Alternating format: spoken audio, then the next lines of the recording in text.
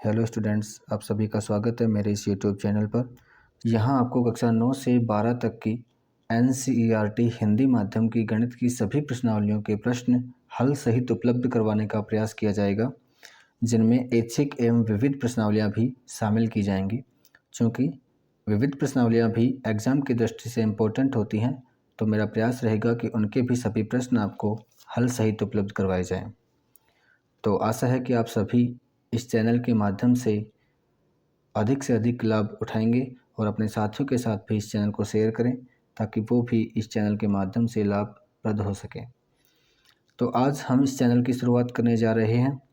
शुरुआत में हम कक्षा 10 जो आप देख पा रहे हैं गणित की कक्षा 10 की NCERT की पुस्तक है, इसका हम चैप्टर नंबर 8 त्रिकोणमिति का परिचय। तो आज हम स्टार्ट करते हैं त्रिकोणमिति। तो मैं आपको आज त्रिकोणमिति की बेसिक चीज़ों के बारे में बताऊंगा, इसका बेसिक कंसेप्ट बताऊंगा त्रिकोणमिति का। और इसकी त्रिकोणमिति की जो एक टेबल आती है sine cos tan cot sec cosec की, उस टेबल के बारे में हम चर्चा करेंगे। तो देखिए स्टूडेंट्स, त्रिकोणमिति नाम से स्पष्ट है। त्रि मतलब आप जानते हैं तीन, त्रि मतलब तीन, कोण मतलब कोण आप अच्छे से जानते हैं, कोण मतलब कोण, और मिति मतलब मापन या मापना। तो तीन कोणों से घिरी हुई आकृति का यहाँ पे अध्ययन होगा। तीन कोणों का मापन मतलब तीन कोण और तीन भुजाओं से घिरी हुई आकृति कौन होती है, आप अच्छे से जानते हैं। तीन कोण और तीन भुजाओं से घिरी हुई आकृति होती है त्रिभुज, जिसमें त्रिभुज में चूँकि तीन कोण होते हैं और तीन ही भुजाएं होती हैं, तो हम इसमें त्रिभुज का ही अध्ययन करते हैं त्रिकोणमिति में। त्रिभुज में भी हम इसमें समकोण त्रिभुज की बात करेंगे, समकोण त्रिभुज की बात करेंगे। समकोण त्रिभुज का हम यहाँ पे अध्ययन करते हैं।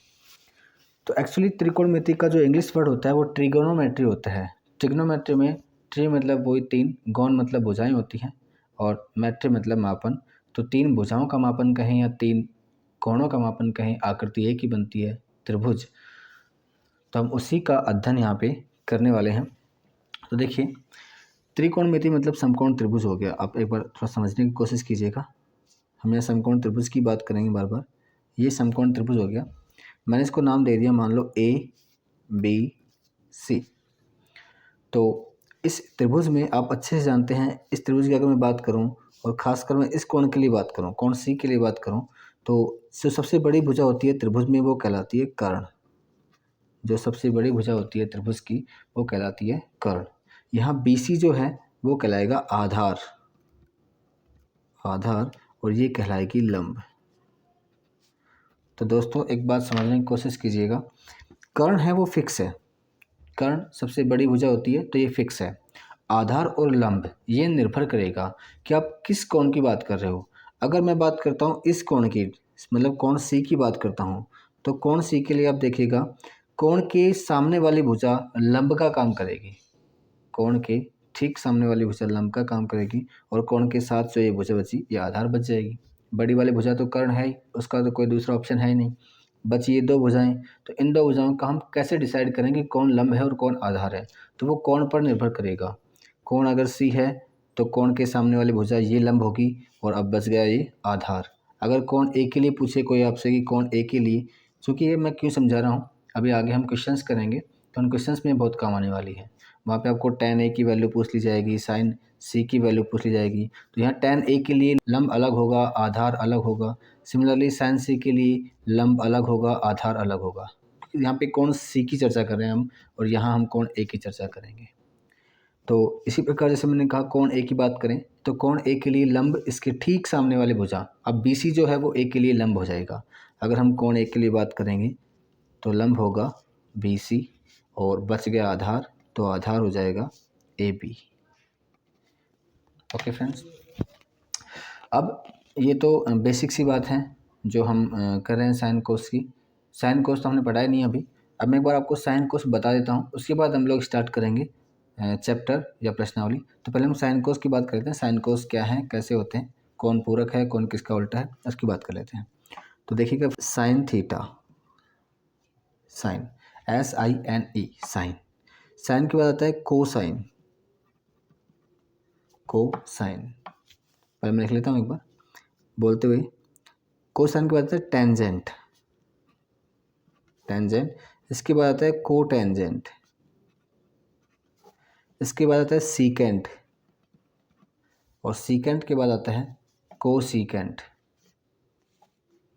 कोसीकेंट। तो हालांकि आपने ऐसा कभी देखा नहीं होगा लिखा हुआ, पर आप समझने की कोशिश कीजिएगा। इसी जो साइन लिखा हुआ है SIN, इसको हम शॉर्ट में लिखते हैं SIN ओनली, SIN, एस लिखते हैं अपन SIN, ओके। SINE इसकी पूरी स्पेलिंग होती है, लेकिन हम इसको शॉर्ट में SIN ही लिखते हैं। साइन थीटा ही तुमने पढ़ा होगा, साइन थीटा।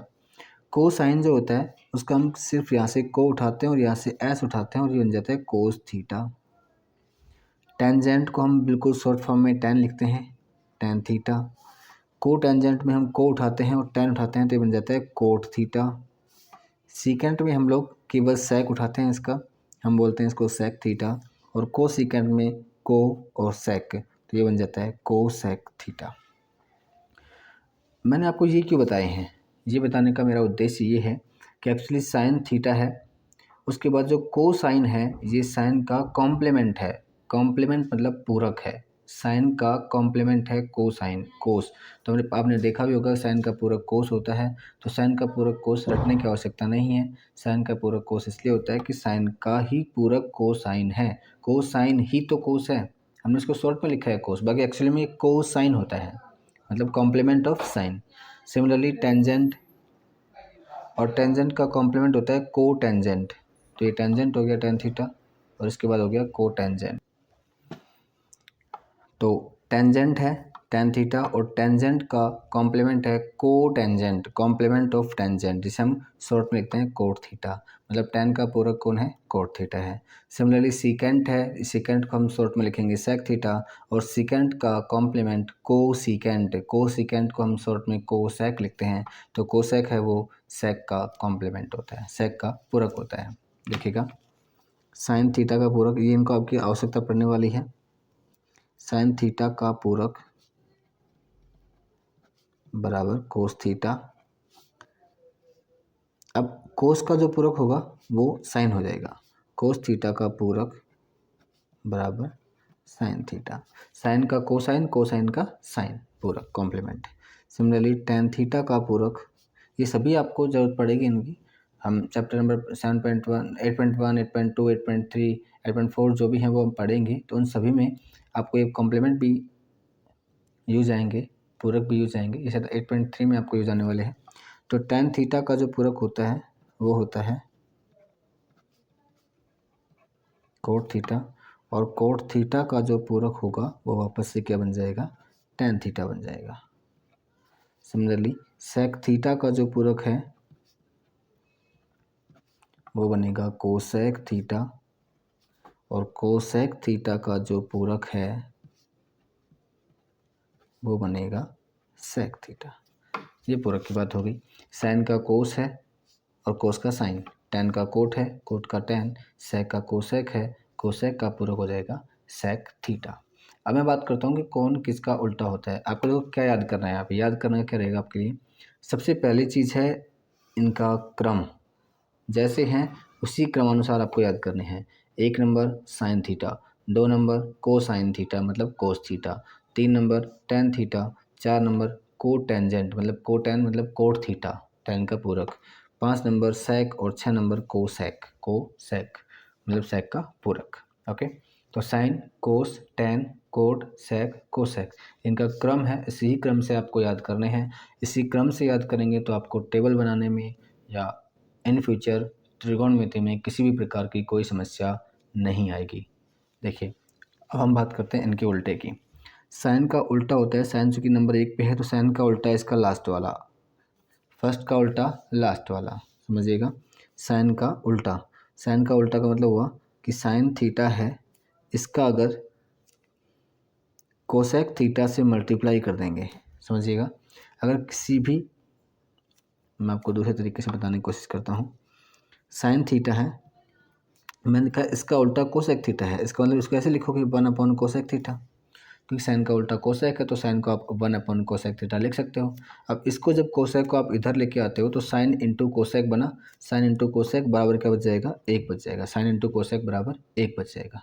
ओके, साइन का उल्टा कौन हुआ, कोसेक थीटा। इसी प्रकार अगर साइन का उल्टा कोसेक है तो आप बताइए, सर का उल्टा पैर है तो पैर का उल्टा क्या होगा, ऑफकोर्स सर होगा। तो सर का उल्टा पैर और पैर का उल्टा सर, मतलब साइन का उल्टा कोसेक है तो कोसेक का उल्टा वापस से कौन हो जाएगा, साइन थीटा हो जाएगा।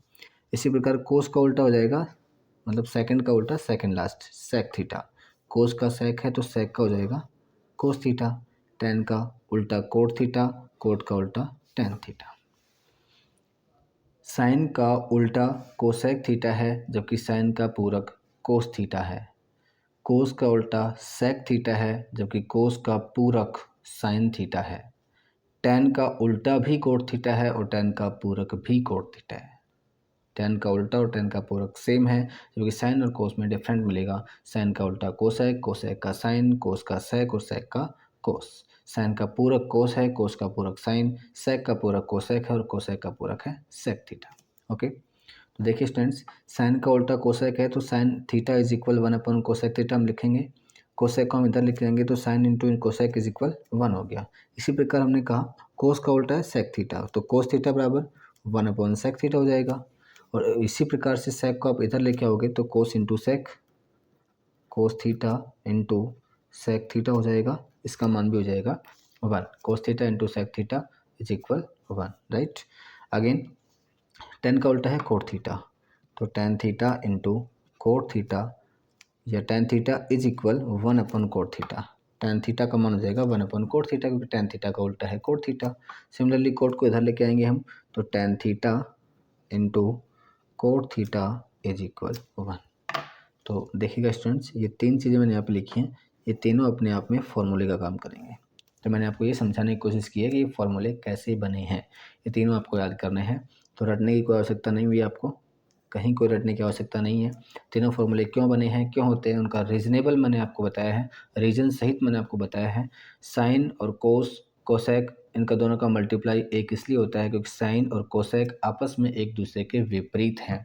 जाहिर सी बात है फ्रेंड्स, 2 का उल्टा होता है 1/2 और जब इन दोनों का गुणा करोगे तो एक ही तो आएगा।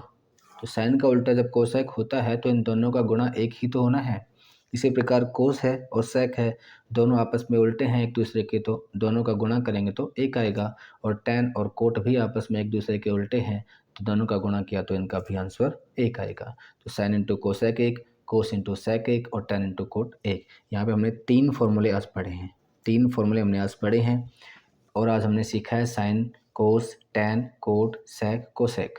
Sign, cos, tan, cot, sec, cosec, ये त्रिकोणमिति के 6 मान हैं जो आपको याद करने हैं।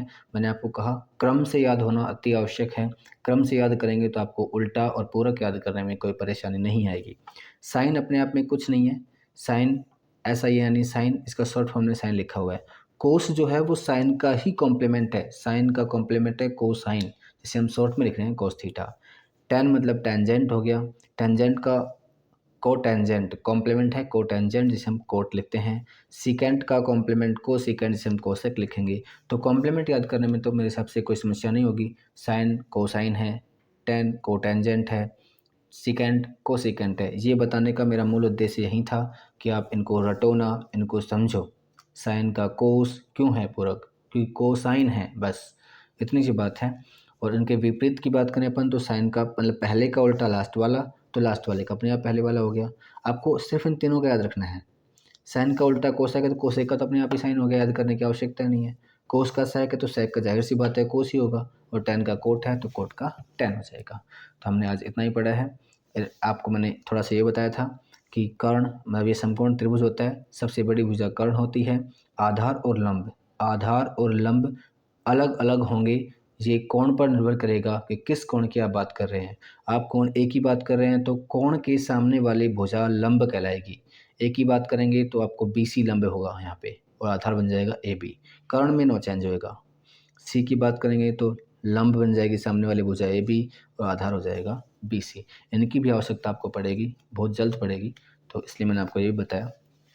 अब चूँकि आपको आशा करते हैं कि आज का ये जो हमने कुछ थोड़ा बहुत किया है वो आपको समझ में आया होगा। इसके बाद का हम नेक्स्ट वीडियो में देखेंगे, वहाँ हम आपको टेबल बताएंगे, त्रिकोणमिति की टेबल कैसे बनाते हैं, त्रिकोणमिति सारणी कैसे बनाएंगे। इसके अलावा वहाँ पे हम एक और फॉर्मूला रहेगा, इसे हम शॉर्ट फॉर्म में कन्वर्ट करने की कोशिश करेंगे, लाल बटा कक्का। इसके बारे में हम चर्चा करेंगे नेक्स्ट वीडियो में। आशा है कि आपने ठीक से समझा होगा।